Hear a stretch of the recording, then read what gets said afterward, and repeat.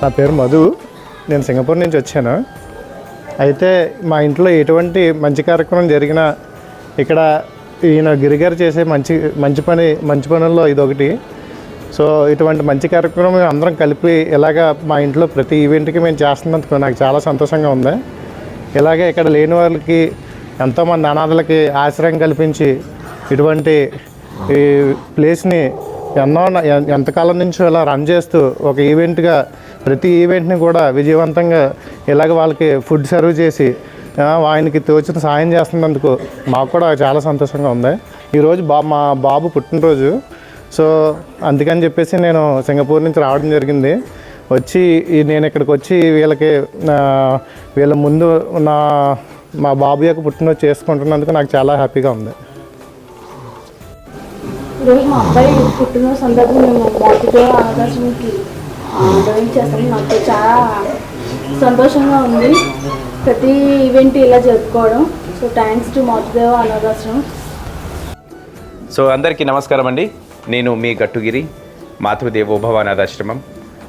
ఇక్కడ చూస్తున్నారు కదా, ఈరోజు చిరంజీవి సత్తి గౌతమ్ సాయిరెడ్డి పుట్టినరోజు సందర్భంగా ఇక్కడ కనిపిస్తున్నటువంటి 120 మంది అభాగ్యులకి అన్నదానం చేస్తూ ఉన్నారు.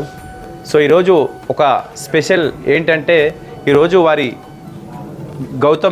సత్తి గౌతమ్ సాయిరెడ్డి గారి పుట్టినరోజు సందర్భంగా వారి తల్లిదండ్రులైనటువంటి సౌజన్య ప్రియ గారు, అలాగే మధు విజయ్ కుమార్ రెడ్డి గారు సింగపూర్ నుంచి వచ్చి మరి ఇక్కడ ఉన్నటువంటి 120 మంది అభాగ్యులకి విశేషంగా అన్నదాన కార్యక్రమం చేస్తూ ఉన్నారు.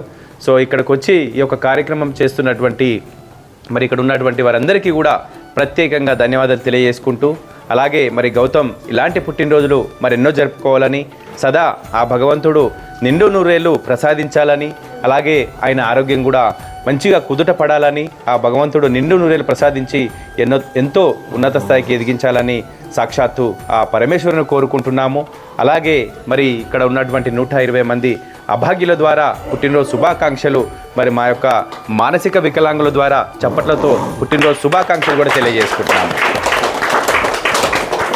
అలాగే మరి యొక్క సందర్భమేని కాదు, గత కొన్ని సంవత్సరాలుగా కూడా వారి కుటుంబంలో ఏ సందర్భం జరిగినా కూడా మర్చిపోకుండా ఇక్కడ ఉన్నటువంటి 120 మంది అభాగ్యుల్ని తమ కుటుంబంలాగా భావించి మరి ఏ సందర్భం ఉన్నా ఈ యొక్క అభాగ్యుల మధ్యన జరుపుకోవడము, అదేవిధంగా వారి బంధుమిత్రుల ఇళ్లలో కూడా ఏదైనా సందర్భం జరిగినప్పుడు మర్చిపోకుండా మరి ఏదైనా మనం ఎన్నో ఖర్చు చేస్తుంటాము, మరి మనమే సంతోషంగా ఉంటే సరిపోదు, మరి ఇలాంటి మానసిక వికలాంగుల మధ్యన కూడా జరిపించుకోవాలని వారి బంధుమిత్రులకు కూడా తెలియజేయడం జరిగింది.